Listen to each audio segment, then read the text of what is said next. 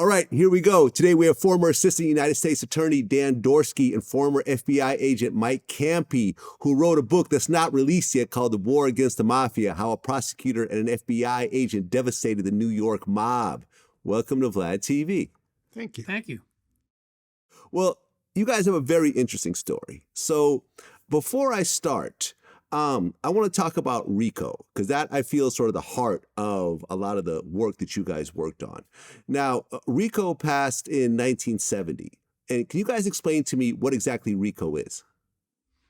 You want to give a shot at it? I can give a shot. Basically, from my understanding as an FBI agent, it addresses organized crime, organizations that are conducting ongoing crimes over a window of time. From a legal standpoint, I think the first crime occurring and the next crime occurring within, I think, 5 years of that crime, and the pattern of people attached to the organization. So it's a racketeering, influenced, corrupt organization.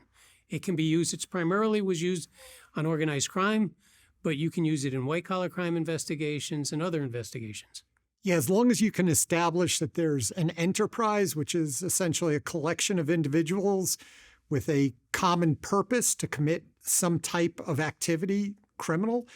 The advantage that RICO gives you is it permits you to go back in time. Typically, there's a statute of limitations, which goes back 5 years.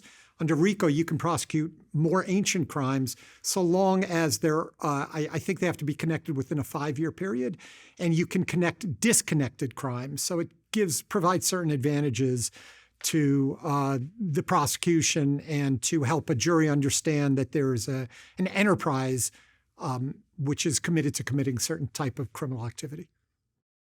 Right, and I think what makes RICO unique, and you guys can correct me if I'm wrong, is that it allows people to go after certain individuals who didn't directly do the crime but are part of the actual organization. So like a mob boss can get convicted of a bunch of murders and extortions and so forth, even though they themselves were not there, had an alibi, and did not actually get their hands dirty themselves, right? You don't need RICO for that. What you just said, you can prosecute under a non-RICO criminal statute as well.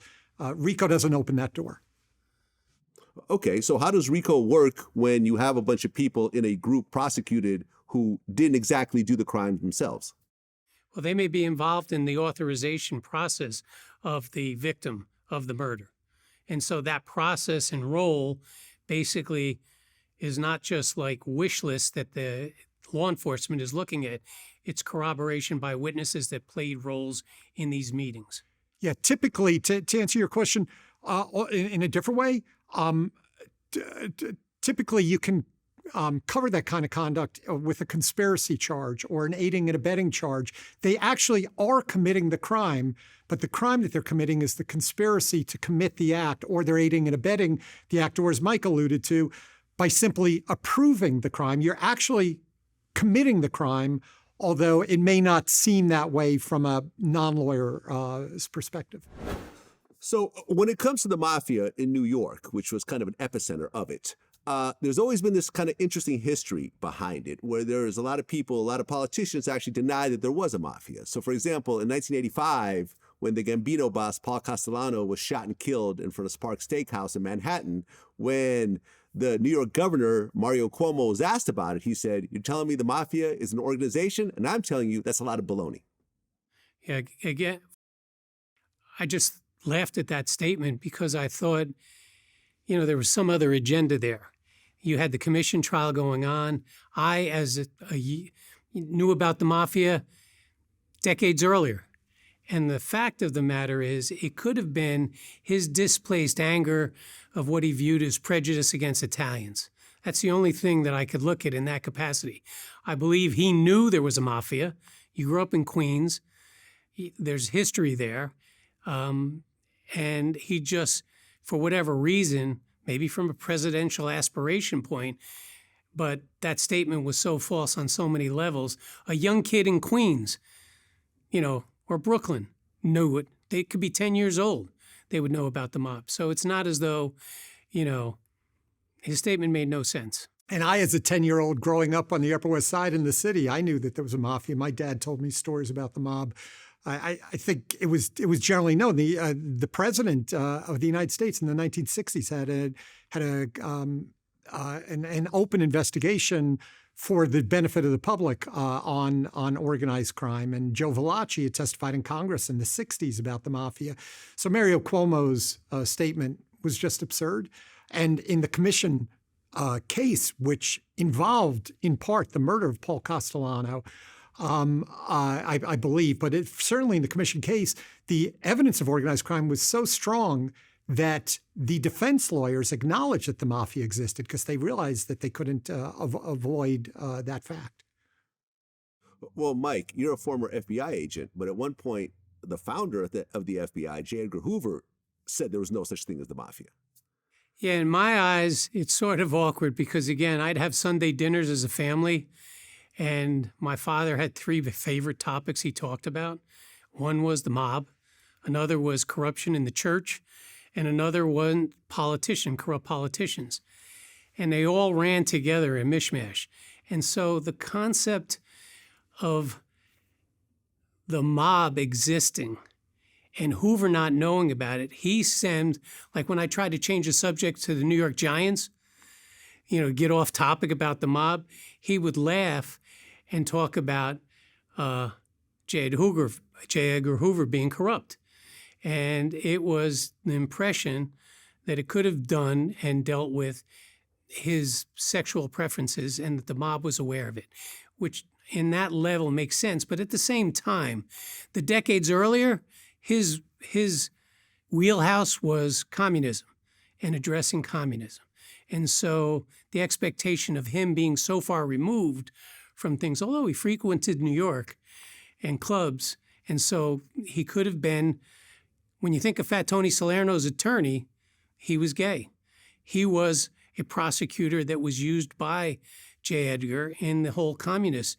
And so they could have socialized and shared a reality that they're both, into men. And that could have persuaded them to parties where, other gangsters were there. And that could have been awkward. I don't dispute it as not existing. I don't understand after the Appalachian meeting how you address things. I think it could have been more aggressive. Yeah, Mike's talking about in 1957, state troopers in upstate New York happened upon a massive mafia meeting where they fled by the dozens when the state troopers approached, and they were all mobsters from around the entire country. So that's back in 57, right? So Cuomo's denying it in the 80s. Back in 57, it was known. Okay, now Dan, you end up going to NYU Law School. After graduating, what direction did you decide to do, and what made you go into the public field? Yeah, I mean, I had grown up in the early 70s around the dinner table. My parents would talk about issues of right and wrong and social justice, and there was a lot of change in the country, and it just seemed like becoming a lawyer was a chance to perhaps have a positive impact on society. And then so that's why I went to law school, and I didn't know which direction it would take. And frankly, I think it was my junior year, Giuliani at the time was a U.S. attorney in the Southern District. He was doing the commission case, taking down Wall Street traders, and he spoke in my law school. And when he did, it just kind of all came together for me. And I thought, holy cow, I get paid to chase bad guys. And I was a big comic book guy. I loved the Batman and Superman and all that. And it just seemed like what a wonderful opportunity if I get so lucky as to get a job like that. Well, just as a side note, Rudy Giuliani was known to use RICO as a major tool in busting up the mafia in New York. And now he's facing a RICO charge himself. Yeah, a little bit ironic. Any level irony in this? Yeah, a little bit ironic. Okay, so by 96, you were approached by Andrew Weissman. Yeah. Who was the chief of the organized crime unit. Deputy chief. He chief. asked you to actually join and work with him on busting Vincent Chin Gigante? Correct. Andrew was deputy chief at the time. When you're a junior prosecutor, you have a senior prosecutor assigned to you your first couple trials. Make sure you don't mess up too badly. Andrew was assigned to my very first trial. I think he liked what he saw of how I was able to perform in court.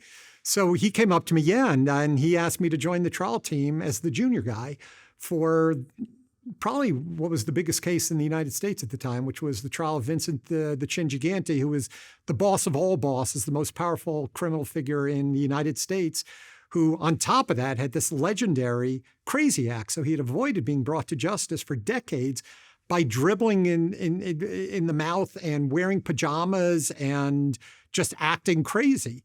I had actually bumped into him in law school. I think it was my sophomore year, and I just read about him in the New York Times, and it was pretty remarkable to see him there, guy who I just read about. But yeah, Andrew asked me to join the prosecution of the Chin case. Okay, so let's talk about Vincent Chin Gigante for a second. So he was the boss of the Genovese crime family from 1981 to 2005. So he had quite a run. He started out as a mafia enforcer in the Luciano crime family, which became the Genovese family afterwards. And at one point, I guess he was the shooter when they tried to kill Luciano boss Frank Costello? Correct. Yes. Okay. Yeah, on West 72nd Street, right off Central Park. Big fancy building. Walked up to him, shot him in the head, skimmed his head. What do you say? That's for you, Frank? Yep. Yeah. This one's for you, Frank. And Costello was perfectly fine, walked to the hospital. Gigante fled, and Costello refused to, as a good mobster, refused to identify him at trial, and Gigante walked. Okay. And then by 1981, the Chin became the boss of the family. Yeah.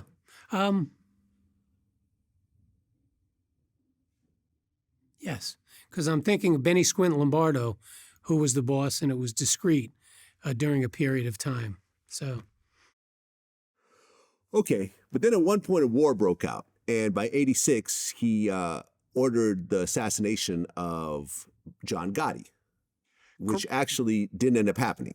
Yeah, so Gotti had killed Castellano in order to take over the Gambino crime family. That murder was a threat to all the other bosses, because if you can kill a boss and get away with it, what's going to keep Chin safe? What's going to keep the bosses of the other families safe? Chin was the boss of all the bosses, the head of the commission, which was an organization of all the crime families to try to maintain order. And so Chin led the effort to kill Gotti in retaliation for Gotti killing Castellano. Okay. Well, and then at one point, John Gotti got arrested and got sent to prison. And then he basically became the top mafia guy in the country, right? Well, Gigante remained the top mafia guy. Gotti went to jail, which is why Gigante never killed Gotti. Mike, in his massive investigation, the Genovese family, which is the biggest takedown, arguably, in law enforcement history of the mafia, Mike got a great recording, which you can address, about Gotti planning to kill Gigante. Yeah, there's a bunch of things there with regard to Gotti and the intent to anticipate his own murder and retaliate. And he had basically, according to Alan, well, do I want to give names? Let me go back a sec. Yeah, it's okay to mention Longo. Yeah. So we made recordings with Alan Longo, who was a messenger for the Genovese family. He interacted with other administration roles and capos. And in the conversation, he described his former capo, Ali Shades Malangone, as having conversations with John Gotti about murdering Chin. And Ali Shades was a Genovese capo. And that type of hypocrisy is one of the and again, Alan Longo openly spoke. Ali Shades was his capo, but he openly spoke about everybody in their crew hated him because of his ego.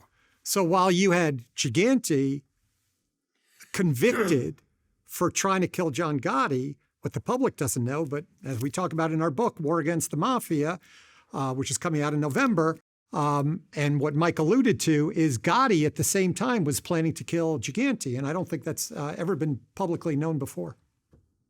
Oh, so John Gotti wanted to kill the Chin. Interesting. Yeah, because he knew Gigante, he knew the Chin was trying to kill him. Gotti had his own plan to kill Gigante. And according to this was, if that occurred and Ali Shades assisted, that Ali Shades would replace him as boss. So there was a capo in the Genovese crime family, a powerful guy named Ali Shades Malangone. Had Gotti killed Gigante, Ali Shades Malangone was going to take over the Genovese. Okay, so you touched on this before, Dan. So you actually saw Gigante walking around the streets of Manhattan with a bathrobe, with drool on his face and so forth. Now, he actually kept this up for 30 years? Yeah, for 30 years plus. And it worked, as crazy as it sounds. Like if you read this in a Batman comic book, you'd reject it as silly. It worked in real life. All the gangsters knew. They were all recorded on tape. You know, when there were recordings, they all said this is just a silly act. But it worked. He got psychiatrists to testify that he was crazy. He convinced judges to sever his cases and not go to trial because he was supposedly crazy. The whole thing was just a silly farce. Right. He was called the Odd Father and the Enigma in the bathrobe. Yeah, it was no enigma to FBI agents like Mike or to prosecutors like myself. It was obvious to us that it was all a facade and a fraud, but he fooled a heck of a lot of psychiatrists who were very well credentialed. And again, in our book, War Against the Mafia, we go into it and we tell you what they said and how they testified for him and how ultimately Mike, through his creativity, and frankly, he's too humble to say this, but I'll give him credit for his brilliance. He was able to put together evidence that permitted me to prosecute the Chin and get him to come into court, in open court, and finally swear under oath that the whole thing was a fraud all along for 30, 40 years. A prior investigation I conducted focused on the acting administration for the Genovese family with a strategy I thought would charge them with some crimes, and if they did a severe sentencing, life in prison for murders, that they may realize that they're the ones out in the street conducting the criminal conversation while the other person is hiding, pretending to be crazy, and that at that point it may compel cooperation, you know, as a cooperating witness. Other people cooperate as informants, which is more discreet, but that strategy was to show the hypocrisy of the life, the insulation of the guy that's, you know, living off those on the street. Okay, so let's talk about the trial of Vincent the Chin Gigante, because trying to take down a mafia boss is not easy. I mean, he's insulated by a bunch of people. There's a code of silence. There are people that are willing to take the rap and so forth. So coming into this, how'd you feel? Yeah, so keep in mind, I was the junior guy. The lead prosecutors were Andrew Weissman and George Stambolitis. I was there to help them out. I was a young prosecutor at the time. But the case came together in a variety. There were a variety of pillars to the case. So one was cooperating witnesses, which were former gangsters who had turned evidence and testified on our behalf. So it was Sammy the Bull Gravano, who had been the underboss of the Gambino family. He was a key witness. We had Al Diarco as the former acting boss of the Lucchese crime family. We had Pete Chiodo, former capo of the Lucchese crime family. We had Phil Leonetti, former underboss of the Philadelphia crime family. Each one after the other, came into court, said, I either heard about Chin or I met Chin, perfectly lucid, clearly the boss of the Genovese crime family. Then we also had tapes. So we had like Fat Tony Salerno, who was the street boss, who Gigante threw up front and said he's the real boss. Really, it was Gigante. And Salerno actually fooled Giuliani because Giuliani charged Salerno with being the boss of the Genovese crime family. But we had Salerno on tape, for instance, saying things like, talking about the Chin and saying you can't argue with him. When you're the queen, meaning himself, Salerno, you can't argue with the king, meaning the Chin. So we had a lot of tapes like that. We had the witnesses. We had surveillances. FBI agents like Mike followed the Chin everywhere, followed him to this fancy townhouse on the Upper East Side of Manhattan where he had a secret second family and a secret second life. They conducted surveillance, tried to put in a wiretap. Chin found out about the wiretap, pulled all the curtains down in the house. Things like that we go into in the book, War Against the Mafia, in detail, and we really spell it out for you. All those combined, and the fact that there was no defense, they didn't put on a defense case, there was no defense. All that together, even though the media said, there's no way you're going to convict the Chin. So Geraldo Rivera, for instance, he was a big national broadcaster at the time. He publicly declared to his national audience, there's no way he's getting convicted, zero chance. we knew what was going on in court, we were quite confident that we would convict him, and we did. Okay, so Sammy the Bull, this was someone I interviewed myself. And, he was working under John Gotti. He was one of his hitmen. He was responsible for a bunch of murders himself. But according to him, when he heard John Gotti on tape threatening to basically blame him for, all the murders and all the crimes, he at that point turned. And not only did he testify against Gotti, but he testified against everybody. And I remember when I asked him about that, he goes, well, I mean, yeah, I testified against everybody, but, it wasn't just me that took him down. There was a lot of different people. It sounds like that I put them in jail. Sounds like that. They put themselves in jail. Let's talk about Chin. Let's talk about Chin. I'm not the only guy who testified. Yeah. Al Diaco testified. Other people testified. They had tapes. They had everything under the sun. So I was a part of that. But when they say you put 38 people away, I could have put 338 people away in reality. Mm-hmm. Did you deal directly with Sammy the Bull? Both of us, both Mike and I, had multiple direct dealings with Sammy the Bull Gravano. We go into it in our book, War Against the Mafia. We tell you all of the encounters that we had with him. I'll briefly outline my 3 encounters with him. One was in the Gigante case. I was the junior guy in the background, but I had some really interesting observations that I made of him, which would come true years later. I prosecuted a guy named Bosko Radonjic, who was an international terrorist who helped John Gotti get off on his famous case that got him the Teflon Dom moniker. Sammy Gravano was going to be my star witness against Radonjic, but Gravano was arrested because he was double dealing us. He was dealing in ecstasy and got arrested. So Sammy Gravano entirely collapsed my case against Bosko Radonjic. And it's the reason why Radonjic is a free man. And last, my last encounter with Gravano was I prosecuted the man who tried to kill him, Huck Carbonaro, when Gravano was living in Phoenix. And this is going to really puzzle you. Carbonaro was trying to kill Gravano. Gravano was his star witness. So Gravano came into court and said he wasn't trying to kill me. Dorsky has it wrong. I cross-examined Sammy Gravano. I'm the only person ever to cross-examine Sammy Gravano as a federal prosecutor. And I go deep into what happened there. And it's fascinating stuff. Mike had his own experiences with Gravano. Yeah, I wasn't a big fan. But again, it was based on, I can understand why they signed a cooperation agreement with him because it was Gotti, and Gotti had basically avoided convictions at trials. But the circumstance to me that compelled him mostly was Al Diaco, who was the acting boss for the Lucchese family, who cooperated months before Sammy. And the reality is that Al was going to be used in the trial against them. And Al was a phenomenal witness. He's testified numerous times. And I think every prosecutor, because he's so factually based and devastating witness. That said, I went down to interview Sammy the Bull with regard to an investigation I was doing. It's in the book. I went with a partner, Bob Doherty, great guy. And we asked him some initial questions about a capo in Bensonhurst, an area that Sammy would know. That's the area he grew up. And just inquiring, how does this guy make money? I don't know. And so the general term about this treacherous Genovese capo, who everybody knew, I could ask an 8-year-old in the neighborhood, would know that he was making it through narcotics. And this capo got, indicted. But the reality was, once I asked him that question, he can't even give a general answer, I had no use for him.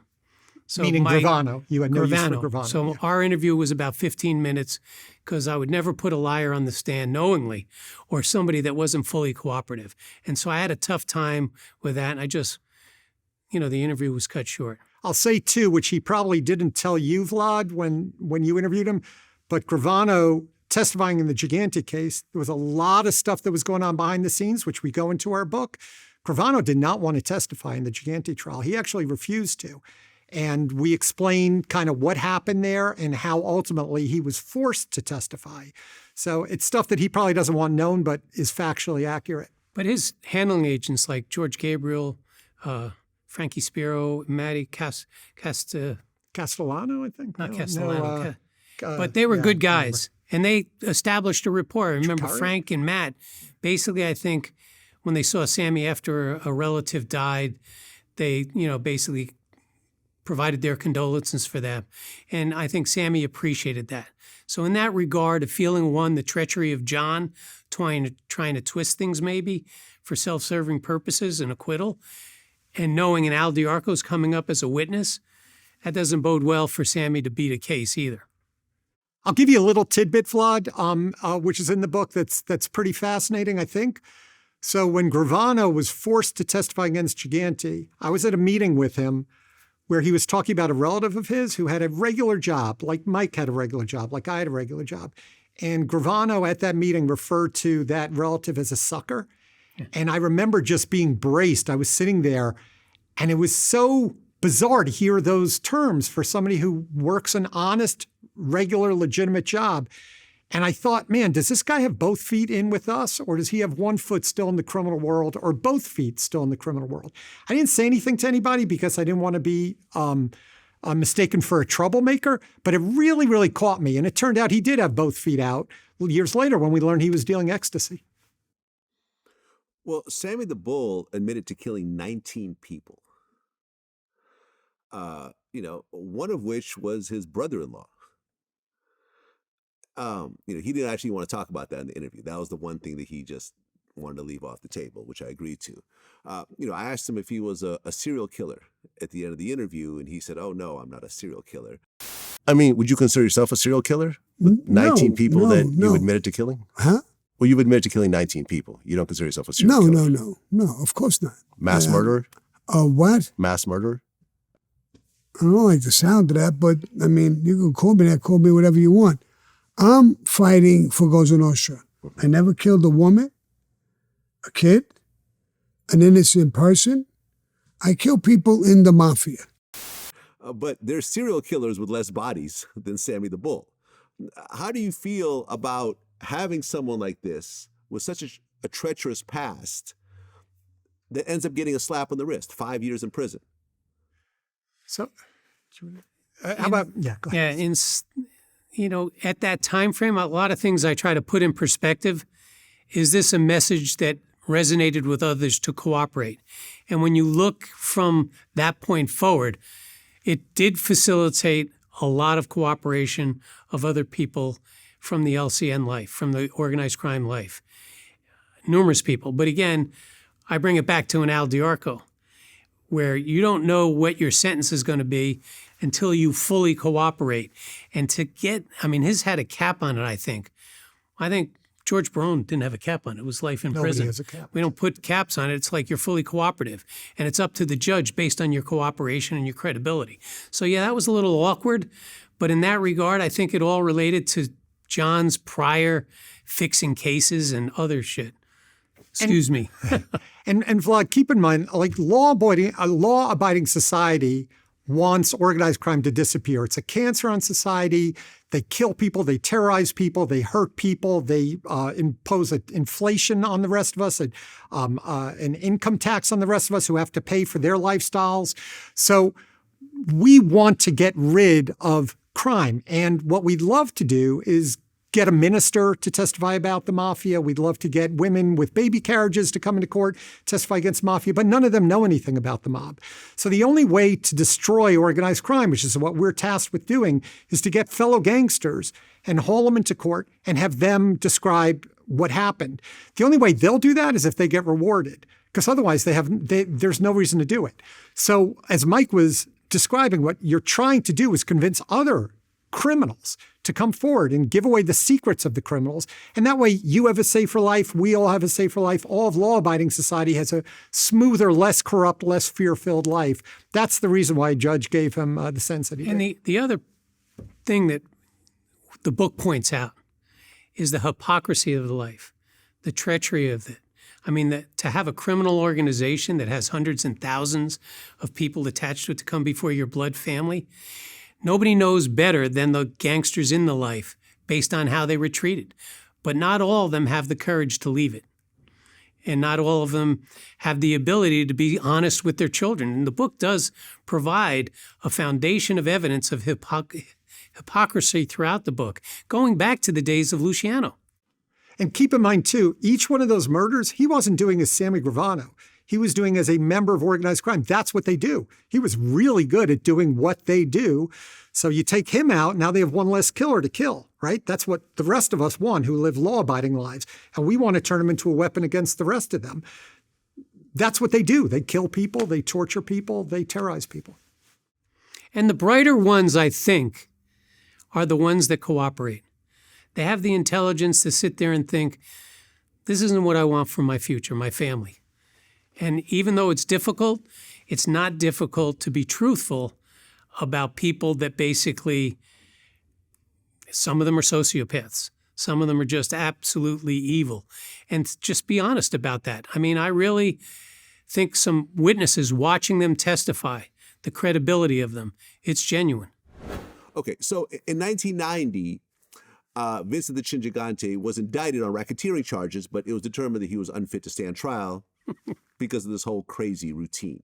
Yeah, for now, years. In 1997, he was tried and convicted of racketeering conspiracy, and he got 12 years. Now, this was not your case, right? No, that was the case where I referenced being the junior prosecutor. That was that case. I was not attached to that case. Right. Mike was taking down everybody else in the Genovese family while that was happening. I was part of the team to take down the Chin in 97. He was facing 25 years, but he brought in psychiatrists from Harvard, from Columbia, from NYU, from the University of Texas, all these esteemed credentialed psychiatrists who said to the judge, Judge Weinstein, he may have been a horrible criminal at the time, but he's mentally deranged now. He's not faking anymore. They persuaded Judge Weinstein to cut his sentence in half, all the way down to 12 and a half years. You serve good time. You're out in 10. Mike, through a subsequent investigation of the Genovese family, found out that Chin was still running the family with full force and effect. And then Mike came to me, and we put together a next case to go after Chin the second time.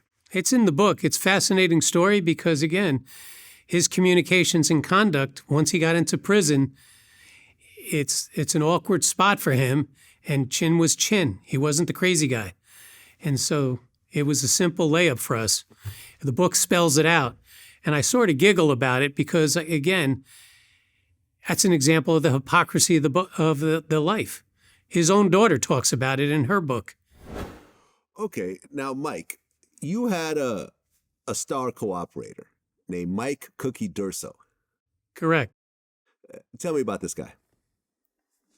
Well, I mean, he was a tough kid from growing up in Brooklyn. He could bench over 400 pounds. He didn't back down from anybody.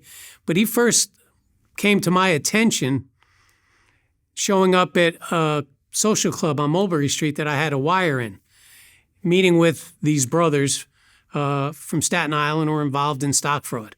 And I had a source, informant, giving information about a number of topics, including him. So he also had the name Mikey Scars because of the scar running down his neck, which stemmed from being shot in the head. And so I knew he was attached to Sammy Meatballs, a Paro, who was a longtime Genovese member, who basically, we made a recording. Sammy was inducted the same day and night as Chin Gigante. And the funny circumstances, some of the recordings we made is Chin didn't like Sammy because Sammy's mentor, who proposed to him, slapped Chin's father-in-law, in Little Italy years before.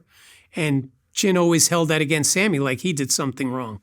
So I knew this relationship with him, and how my relationship developed into him becoming a source really was I had information about a threat to Sammy Meatballs at around the same time that they were being, threatened by another person, the acting boss of the family.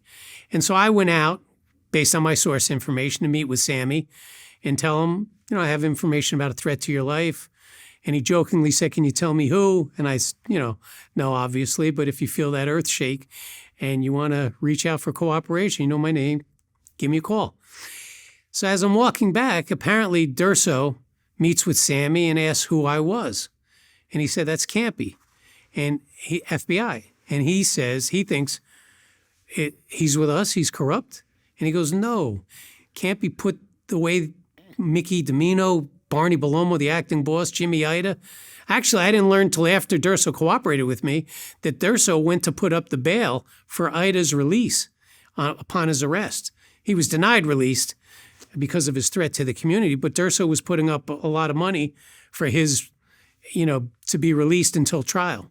But again, I got asked by Eastern District, and this is in the book, but I was asked what I knew about him on a telephone call, and I went through the process of this, and then I was asked, would I sit in on a meeting regarding him, not saying with him, but regarding him, to just assess credibility. And that's how it got started. When he realized I was honest, an FBI agent who put away the last acting administration for the Genovese family, if he was to cooperate, he would want to reach out to me. And that was we go through much more detail in our book. Well, yeah, I mean, you touched on this already, but Durso was like a real deal gangster. He got shot in the head, like you mentioned, and he didn't cooperate. Right. His cousin got murdered, and he didn't cooperate. And he couldn't retaliate. Sorry, and he could not retaliate. He wanted to retaliate. He was told, if you retaliate, we'll kill you. So can I just try to encapsulate it maybe in different words? So Durso was playing at a poker game with his friends. This is a sign of the treachery and the hypocrisy of the mafia. They ended up shooting him in the head, point blank in the head, and killing his cousin.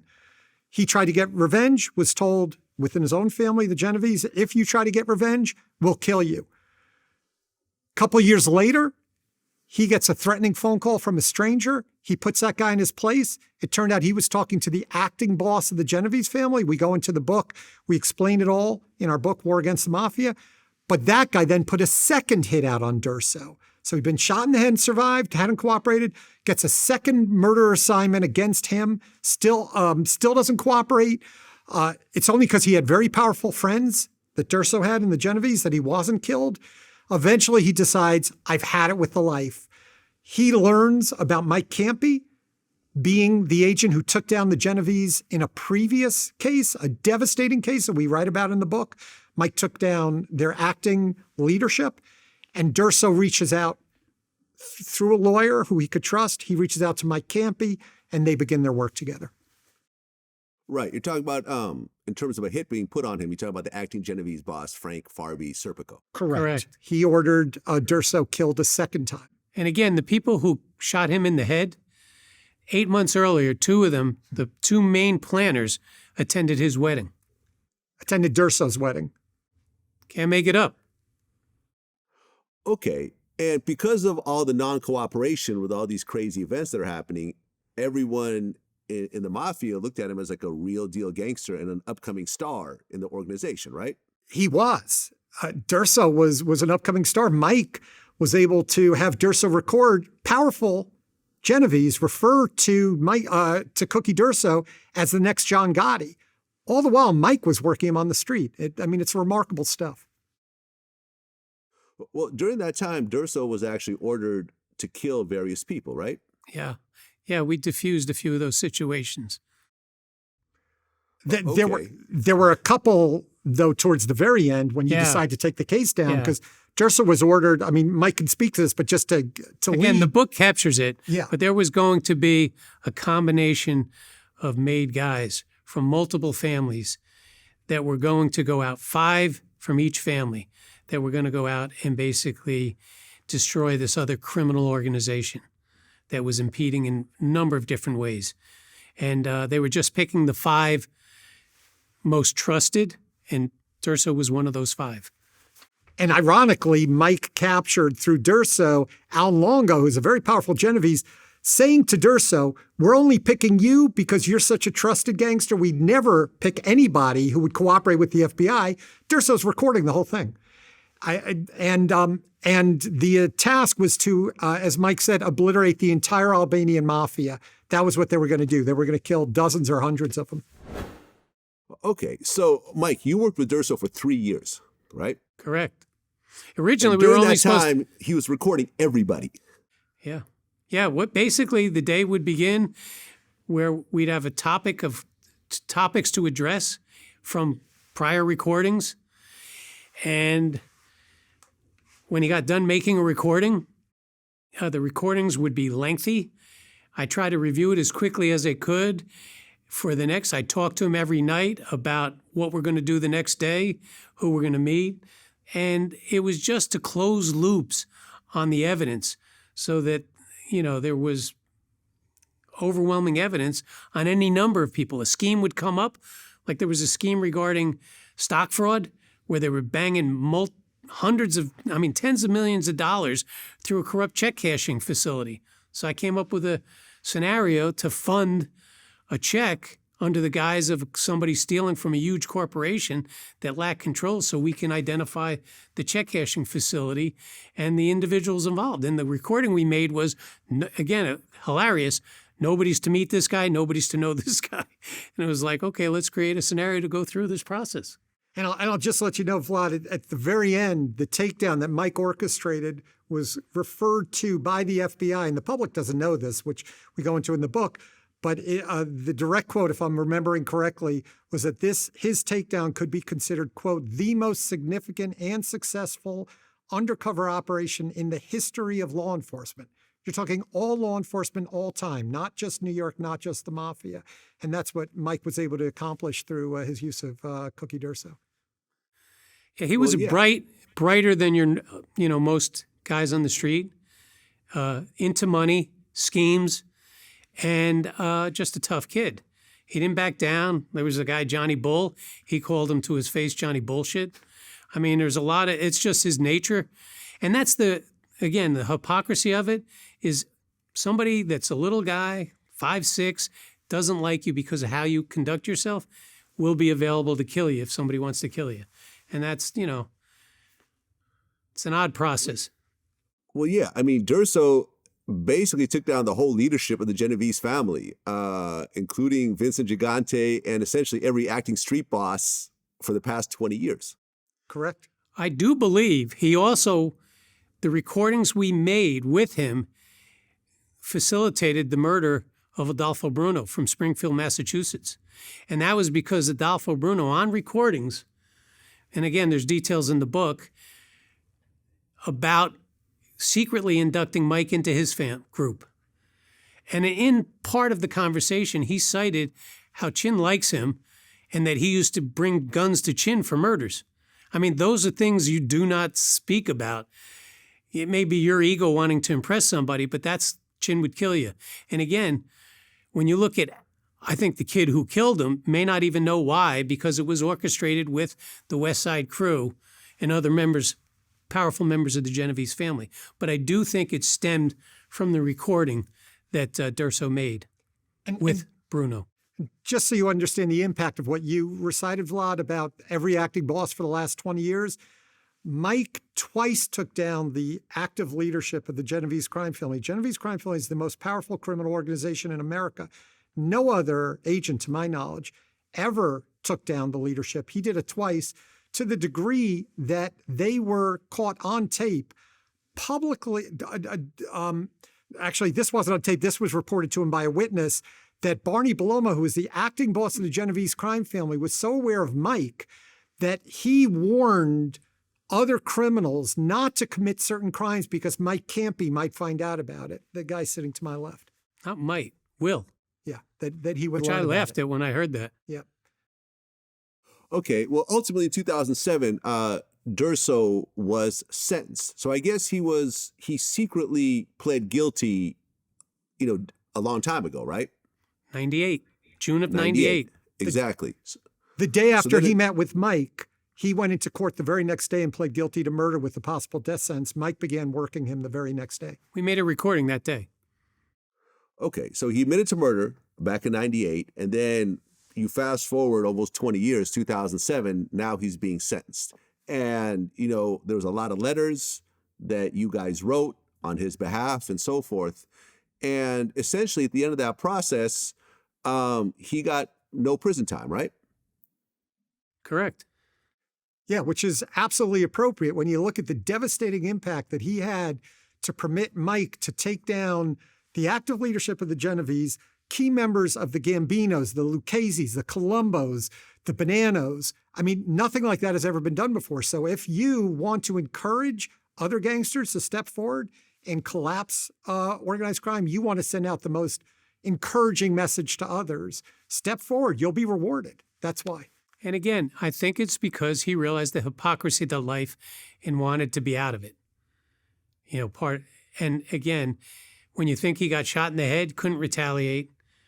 And there's so many recordings that sort of supported his position to leave. His wife, his family. I think there are a lot of, again, I think he's brighter than most people. And when he looked at it, he was relocating to Florida. But his personality is one that I think at some point can rub people the wrong way because he doesn't back down. He'll call a stupid person a stupid person. And if it's somebody above, like the funny thing was Sammy Meatballs, was an acting capo with this PD Red, but they would use Durso to conduct business with other family capos and make recommendations of what they should do, on how the family should conduct itself. And it was impressive from a street sense about who he was in the life.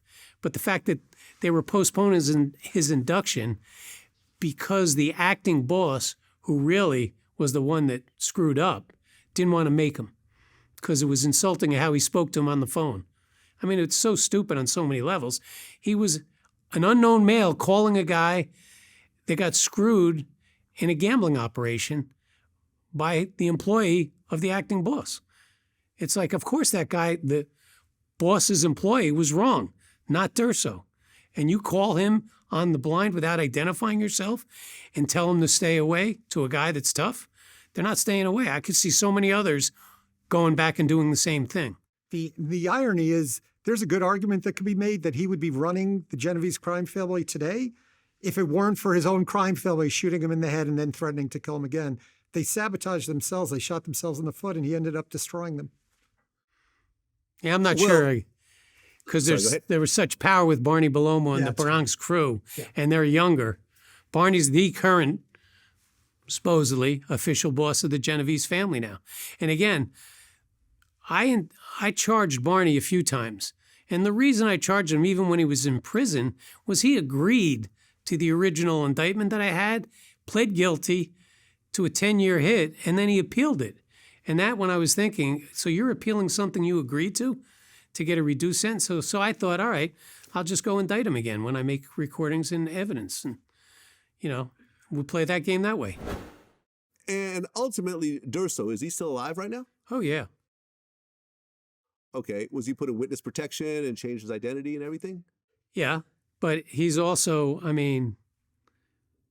active. He basically is a black belt in jiu-jitsu. He's busy, I'm sure, in his life. He's living his life, but yes, new identity, everything. Were there ever any hits put on him that you guys were aware of? Because the amount of devastation he did to a bunch of made men would be a death sentence in the Mafia. Not that I was aware of, because if I was on the job, and again, I would address that fully. So, and, the conspiracy to commit murder is also life in prison in the federal system. Every cooperating witness, correct me if I'm wrong, Mike, has essentially an open contract out on them by organized crime because it's a death sentence to cooperate. We learned just a few years ago that the Genovese, we write about this in the book, War Against the Mafia, we learned that the Genovese crime family was still meeting and talking about Durso just a few years ago, even though he had devastated them 20 years prior. So still very much on their radar. And I did make recordings with people in the crew, the Uptown crew, Barney's crew, about Barney being very patient when it comes to murder. So he'll wait on something, And so in that regard, I look at it because it really can be counterproductive. and very productive for law enforcement murders, because the reality is, somebody who is tasked with committing a murder can also be the next victim of the murder because there's potential to cooperate. And again, some people may think it's easy to pull a trigger, but the reality of, standing up to when things get stressful in that life, from facing life in prison and other matters, they may change their mind and cooperate because they've seen, you got guys on podcasts now, making podcasts that cooperated, besides Sammy the Bull, Larry Mazza, it's that I think is more supportive of cooperation than anything. Yeah, I've interviewed Larry Mazza and Sammy the Bull.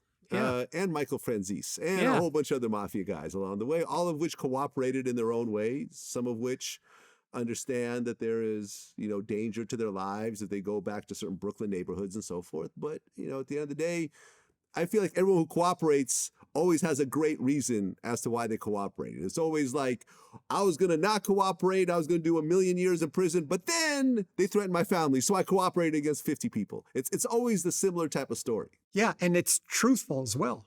I mean, these guys are gangsters, and it takes a lot to pull them out of that life. One famous one was Fat Pete Chodo, who weighed around 400 pounds, shot by the Lucchese's 12, 13 times. He survives, won't cooperate. FBI agents like Mike Campi are with him around the clock, won't cooperate. Then they take all of his property, still won't cooperate. They threaten to kill his father, still won't cooperate. They shoot his sister in the head, he cooperates. So they drove him to that. Yeah, I've had people that I've met with in what I would describe as a proffer session. And the first thing out of their mouth, the first thing out of my mouth, if you want to cooperate, is, all right, I'll ask a question where I know the answer. And when they lie, I all right, we're done. And I remember one prosecutor looking confused, and the defense attorney and the person said, are you saying I lied? And I said, this is exactly what I'm saying. I'm never going to put a liar on the stand. If I ask a question, I expect an honest answer, credible answer, and I'll corroborate as much as I can, because you're not going to be able to corroborate everything. But the best witnesses are the ones that realize you can't control your lies, and the truth always comes out the same. And so that's the reality of going through this proffer sessions with guys to get them to cooperate. Informants are a different level. If I get an informant that got screwed, it's like I may put them on the spot and say, okay, let's go now to the social club. If you have relationships, let me go see. And I'll do it from a surveillance. But the whole process of those guys in the life, can be helpful as informants and as cooperating witnesses. And it's just shining a mirror on the actual life so they can recognize the hypocrisy of it and the benefit of leaving. And we talk about it in the book, Vlad. Mike and I together turned into a witness the first Genovese made man soldier since Valachi in the 1960s. We got him in a room. We were very fortunate. We made up our minds. He wasn't leaving the room unless he cooperated. And we were able to get that done. And that was historic in terms of its impact on the Genovese. Most powerful, most secretive. Nobody becomes a witness. We turn this guy, and we write about it in the book, War Against Mafia. We take you inside the room and show you how the conversation went and how we persuaded him to become our witness. Another bright guy. I mean, he was in World War II, major battles, Iwo Jima and others. But he grew up on the West Side, and he left the West Side to join the Navy because of the treachery on the West Side during World War II. I mean, it's pretty wild, but he was a fascinating. And again, people talk about Fish Cafaro. I don't look at Fish Cafaro as a fully cooperative source. So Valachi to George Barone. We bypass Fish in the book. Well, tell me about James Ida, a.k.a. Little Guy. So Jimmy Ida became official consigliere of the Genovese family. He was the driver for Matty the Horse Ianello. Matty the Horse Ianello was a very powerful, respected capo from both the downtown faction, Chin's faction on the west side, and the uptown faction, Fat Tony Salerno's faction. Bright guy, business guy, money maker. He had Umberto's Clambroth House, Umberto's, which was where Crazy Joe Gallo was killed. So there's a lot of history. He was also in World War II. I think he was injured and decorated. And so Jimmy was his driver. Based on being that driver, I guess at some point, he became the acting capo. And Chin had appointed him acting consigliere in the administration, but Chin placed Nicky the Blonde Frustacci, who was a guy, old-time Genovese guy from the area of 1st Avenue and 11th Street, and he was a boxer. Chin was a boxer. They had a unique trust of each other. Chin placed Nicky with Ida to oversee Ida's conduct and report back to Chin. And so my surveillance has always had, on Monday night meetings that would be like 10 o'clock to 1 o'clock in the morning, Nicky would be there with Jimmy Ida. Now, Nicky wasn't the brightest guy, but he was extremely loyal to Chin. And so Jimmy was involved in the consigliere. You got to interact with other organized crime families. You got to resolve disputes in your family. You participate in roles with regards to sanctioning murders, you know, that whole process. And he's doing life now in prison. Again, Due to a case that Mike put together. As a result of the indictment. Mike took down Jimmy Ida. He took down Mickey Generosa, who was the underboss. He took down Barney Bellomo, who was the acting boss. That was Mike's first major impact on the Genovese, to the degree that when he worked Durso a few years later, on one of the first days, Sammy Meatballs Aparo, referring to Mike's case, is recorded on tape saying, if we take another hit like that, we're done. We can't survive another hit like that. And again, I made recordings with Durso with other members of the family who didn't like Jimmy. And I just, I found it amazing because Jimmy went to trial, and my understanding was Jimmy Ida did not like the fact that Barney Bellomo took a plea rather than go to trial with him. Ida had beat a trial in Newark federal court, and I felt maybe he felt he could beat the case in this case if he had everybody supporting, everybody there. And Nicky the Blonde went to trial with Jimmy and another guy, Louis Ruggiero, who was acquitted of a murder, which I thought there was overwhelming evidence, but whatever. But Nicky and Jimmy were convicted of various counts. Jimmy's doing life in prison. I have a funny story about Nicky. I didn't realize when Nicky got out of prison, and I'm driving with the newer agent to a luncheon, and I see Nicky walking the street, and I pull over immediately, get out of the car, and Nicky sees me coming towards him in a panicked look. But I didn't know he got out. I just went, "You look good. When did you get out?" And he started talking, and I said it was healthy being in jail, though, walking and whatever. And I wished him luck. I get back in the car, and the agent, he asked me, "Is that your uncle?" And I looked like, "My uncle?" And he goes, "Yeah, it looked like you guys hit it off." And I said, "That's Nicky the Blonde." He burst out laughing. I said, "He just got out of prison. I didn't realize he was out." So that knowledge of, him back on the street. And he was, a lot of stories about Nicky. But Jimmy was Jimmy. Jimmy was the consigliere in the capacity of an administration role. You're running all around. And Jimmy came into my focus as a result of his relationship with Nicky, because I was really primarily focused on Nicky initially. And then Jimmy comes into the view, and I'm like, wow, so let's follow Jimmy. Let's put the wire in the Mulberry Street Club. Well, Jimmy Ida at one point was extorting LaToya Jackson, who's the sister of Michael Jackson. Yeah, Jack Gordon was an associate of the Genovese family. Her husband, right? Her husband. And the car that was registered to LaToya was given to Jimmy. It was, that came out in the trial, and I kept wondering, is it going to be a distraction? Because the jury, when they heard the name LaToya Jackson, is that the LaToya Jackson or just another LaToya Jackson? But yeah, it was. I have surveillance of Jack Gordon doing walk-and talks with Jimmy, and then eventually this guy John Shanone was convicted because John Shanone was attached to Jack Gordon and LaToya Jackson, and was associate of, actually, originally Matty the Horse Ianello, and then Jimmy Ida. Well, at one point, Jimmy Ida got a 15-year plea deal in exchange for cooperating, and initially he didn't want to cooperate. Right. Ida cooperated? Wait, no, it wasn't cooperation. They offered him a 15-year. I think they offered him a 15-year plea when they did Barney and Mickey Domino, and he turned it down. But it wasn't through cooperation. So he was offered 15 years to resolve the case. He turned it down. He went to trial, convicted, serving life. Jimmy Ida would not, cooperate. Cooperate. He had no interest, Again, I threw a few floaters out there because I remember somebody asked me one time if I would go with him to visit Joey Ida, which is Vinny's older brother and a capo. Jimmy's brother. Jimmy Ida's older brother, Joey Ida. And I had done surveillance and other things regarding Joey Ida. It was sort of a comical conversation because when we went and knocked on the door, the wife came to the door, identified myself. The agent identified himself and asked if the husband was home, we could meet him. And she said, I haven't seen him in weeks. I don't know where the F he is.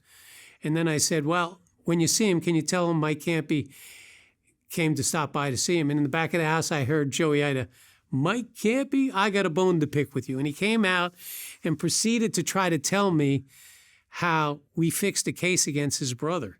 And I said, what are you talking about? And again, I can't get into all the specifics, but he was charged with murders in his role with murders. But I pointed out to him, he wasn't the person that I was convicted of pulling the trigger, but he was convicted of his role in sanctioning and coordinating the murder. Now, I suspected 2 people may have pulled the trigger, and I suspected Joey may know, but I wasn't able to charge the person with pulling the trigger because I didn't know which of the 2 was the actual guy, and I didn't have that evidence. So I jokingly said with Joey, if your brother or you want to talk about who the guy pulled the trigger, I'm all ears. He gave me a call, and he just giggled, went back in the house, and realized, the part of the message to me was I would never fix a case against a wise guy. It's all based on evidence. I'd never put a liar on the stand to testify against him because I would think that's horrible. It's our job to do and collect the evidence and pursue it through a prosecutor. Well, Mike, throughout your career, you're regularly meeting with these psychopaths, these guys who have multiple bodies, who are extremely violent. At any point, did you feel like your life was in danger? Did you feel like there's a hit on you where, you tell this guy the wrong thing, he's just going to pull out a gun, shoot you in the head, get rid of the body, and deal with the consequences later on? 1, I'm a better shot than them. 2, I have a funny story because, again, on Mulberry Street, when I was trying to get the probable cause for the putting in a social club, I would, from a distance, do my surveillance. And then I get closer and closer. And I decided to park a van in front of the club to see if I can get any overhears. And I had 2 detectives that I cite in the book that I worked with, Patty Maggiore and Joe Simone. Very good. And I remember them asking me, aren't you concerned somebody's going to come out and put a lock on the back of the van and throw a Molotov cocktail into the van? And I said, no, not really. And they said, well, what would you do? I said, well, 1, if I see a guy come out with a rag and a bottle, as soon as I see the lighter come out, I'm shooting him in the head. They burst out laughing and say, you could do that? I joke, yeah, you can. If my life or another person's life is in jeopardy, we're authorized to basically prevent it with, using our weapon. But these bank robbers eventually came out and leaned against the van to discuss bank robbery. Literally, I could have hit him in the head if there was no wall to the van. And they discussed, we need a van like this. We pull up on the armored car. I've been in shootouts before. We always have an insider. And that evidence helped facilitate the wire in the club. But a few weeks later, observed the group looking to do a bank robbery of a bank where Robert De Niro lived on the top 3 floors of the bank, supposedly, in a penthouse. And fascinating, overhears and, that type of detail. But from a threat standpoint, no, I'm pretty much, I have faith in my life. I think the reason I obtained a job as an FBI agent was a divine intervention because I had a wild, childhood. I sort of liked doing everything on dares. And I never feared, to me, there was one wise guy that I thought was treacherous. I knew he hated law enforcement and I knew he manufactured silencers, but I couldn't use the information to raid it because it was singular. He lived close by. He looked like a caveman. If I saw him on my property, I would have shot him immediately. after letting the Akita attack. And can I add, the Mafia is a very regimented organization as well. It's not that you can just, as a mobster, say, I don't like Mike Campi, I'll take him into the woods and shoot him, or any other. They did kill a DA agent in the mid-'80s, Everett Hatcher, who was undercover, and the law enforcement response was so powerful and so overwhelming that the Mafia themselves found the guy who killed the agent, and the Mafia killed the guy who killed the agent and left his body on the street to send the message to law enforcement. We know that there are lines that we can't cross and that we don't cross, because otherwise it's all-out warfare. If you start killing FBI agents, it's all-out war. Now, Everett Hatcher, I did undercover work for. He was a real gentleman, okay? And so what had happened, he was doing undercover into Faraci. And from the beginning, Faraci was going to rip him off. And he shows up with the money and Faraci kills him, okay? So now we know it's Faraci and we can't find him. So on an early Sunday morning, the head of DEA in New York goes to Gotti's house, knocks on the door. And he says, not one of your people are going to move. I'm going to have an agent walking side by side of all your people if you don't give up Gus Faraci, So Gotti must have figured that if he gives up Faraci, Faraci's liable to flip. So Gotti's people killed Faraci. Counterproductive. Yeah. And a historic example of it is Dutch Schultz. Dutch Schultz was killed because he wanted to kill the prosecutor, Thomas Dewey. And the wise guys realized this isn't good, and because he then discussed it with Albert Anastasia, and Anastasia shared it, he's not listening, they killed him in Newark. And if I could just say, we talk about all of this, we're dumping a lot on you, but we get deep into detail on all of this that we've talked to you about in our book, War Against the Mafia. It's very thorough. Well, yeah, because in 1985, Enrique Quique Camarena, who was a DEA agent in Mexico, was, and I interviewed the DEA agents who actually investigated this whole situation because he had essentially given information for this huge marijuana field to be destroyed. The cartel kidnapped him and tortured him for days, to the point where they actually had a doctor there that when he was about to die, they would pump him full of adrenaline, bring him back to life, and then torture him further. And you guys know about this case, right? Yeah. Yeah, I worked with some good DA. To the point where, his picture's on every DEA agent's office all across the world. And, the pushback was so hard on this that I believe Ronald Reagan closed the U.S.-Mexican border until his body was found. But this type of thing does happen. You push the wrong psychopath a little too far, and they don't really care about the repercussions at that point. But it also facilitates cooperation from that side in narcotics, whether it's Colombians, Russians, Asians. You start threatening people, the families, basically realize what are their choices. We got to get out of here. And can't save everybody if they start talking about killing people back at home. But the reality is it's stupid. That type of, because it ends badly for not only the head of the organization, but so many in the organization to realize, the treachery of it.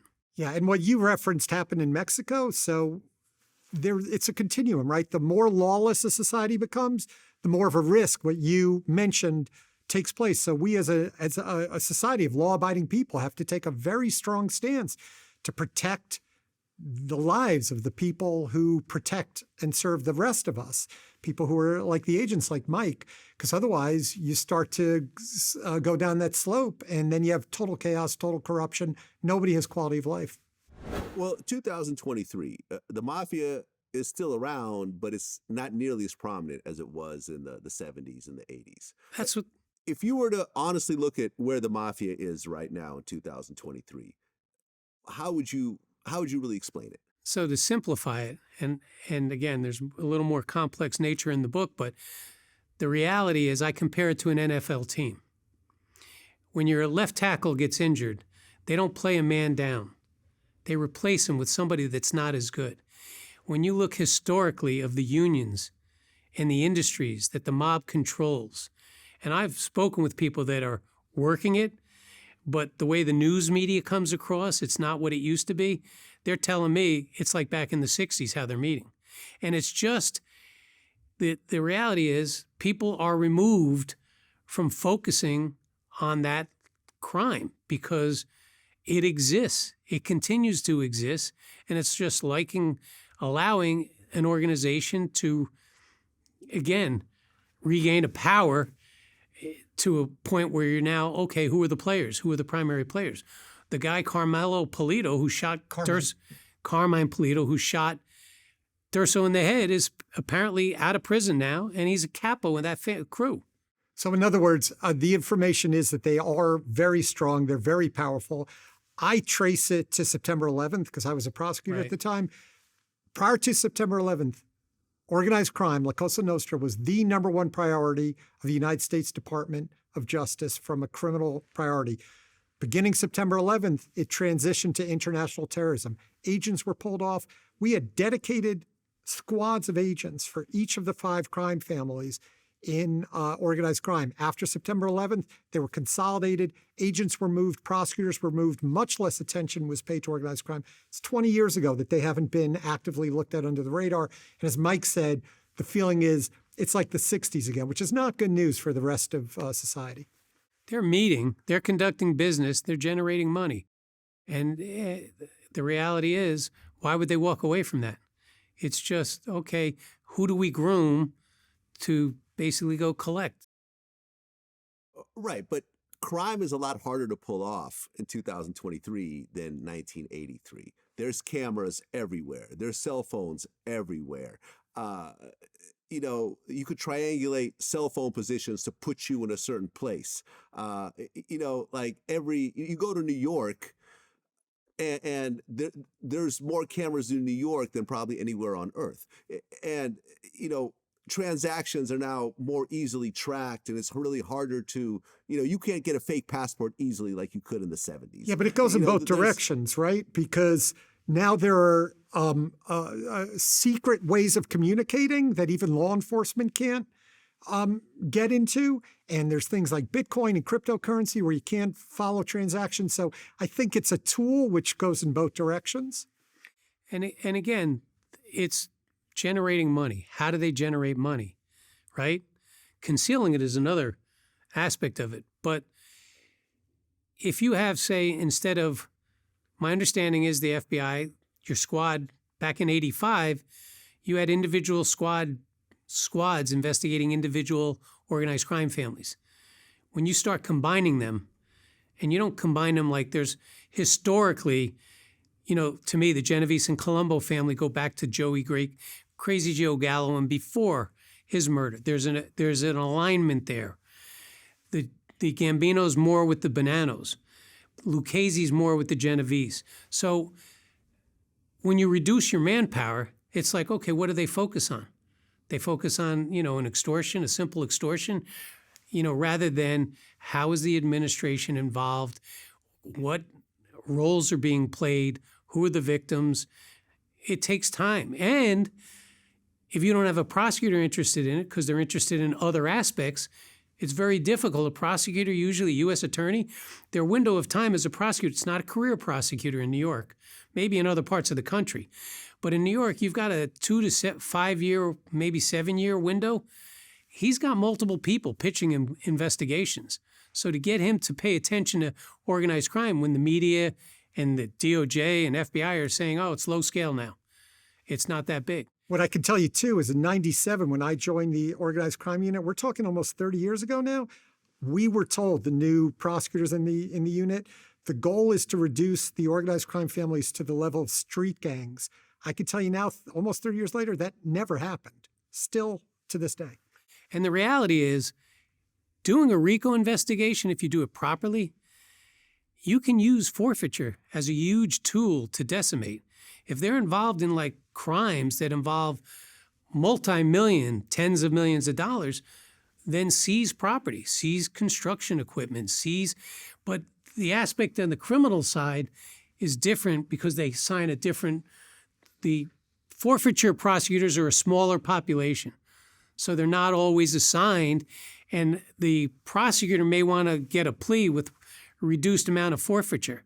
My impression is when they got assets and you got a huge loss, Go after it. go to trial, take the assets, because that will discourage others. If you can picture being a contractor saying, I lost everything, why would some other contractor want to get involved in that type of, but for the fact that they're assisting them in bid rigging. But if you're losing it all in 5 to 7 years, that changes the picture. I mean, when you look at the Mafia in the 70s, a lot of the money was made through the unions. Like, for example, the Teamsters. You know, you heard the connection between Jimmy Hoffa and how Las Vegas was built with the mob and so forth. Based on what you guys know in 2023, where does the Mafia make most of its money? I still think they make money through, have funny stories, but, you know, through the ILA, through the ports, through construction. I mean, there's so many different ways. They have ghost employees that can be put on a payroll for the purpose of just generating money for the union. You don't audit them. And Mike lists in the book all the unions that have historically and to date still been controlled by organized crime. His knowledge is much deeper than mine on this topic, and it's a pretty powerful list. Yeah, I remember interviewing somebody when I first came to New York in a labor racketeering case, and he was so confident about working at this specific site. Couldn't describe the site, you know, but he was on the payroll of this contractor. But he was on 3 different contractors' payroll. So I was like, well, how are you at 3 different places at the same time? He had that constipated look like, what? Like he had no idea because the union was taking the other money in his name. And the Chin's family, we state in the book, to this day, still making money, hands over fist, working 7-day weeks, 27 hours per day, getting paid on the waterfront on the Jersey side. Yeah, and the New Jersey governor, I really think his decision to remove them. Now I have, you know, a lot of confidence in the New Jersey State Police. Great organization. And I just, you know, that process of doing a review by them, their hands are full. And so it's like rather than starting from scratch, and they do have a strong organized crime unit in the state, but the state statutes are different than the federal statutes as far as mandatory sentencing guidelines. And the opportunity there, I do think the governor's not from New Jersey, he was from Massachusetts, and so he relies on the people around him. And I think they may be intentionally deceiving him for the purpose of, you know, Jersey's a much bigger port than New York with regard to the controlled ILA. by the Genovese. And controlled by to the this Genovese. day, to our belief. Okay, final question. As 2 people that have been involved in RICO cases intimately for decades, do you think that Donald Trump will go to prison for his RICO? I'm not really wanting to talk about politics because I just think the country is in such turmoil. Yeah, let's stay away from that. Yeah, it's just, I mean, it's bizarre, the conversations and where they're going with things. And it's just, it's sad. Yeah, but let's yeah, just stay away from yeah. that. Sorry. Okay, I'll leave that with a no comment. Yeah, thanks. Okay, well, Dan Dorsky and Mike Campi, I really appreciate you guys coming in. You know, the work that you guys did, I'm sure saved countless lives. I'm sure has saved the taxpayers millions, if not billions of dollars over the years. And, you know, I suggest everyone read the new book, War Against the Mafia, How a Prosecutor and FBI Agent Devastated the New York Mob, which will be out in November. Correct. And you can pre-purchase. You go on Amazon, BarnesandNoble.com, anything, click pre-order. And thank you so much for the interview and for the compliment. Yep, appreciate it. Absolutely. Peace. Thank you. Thank you.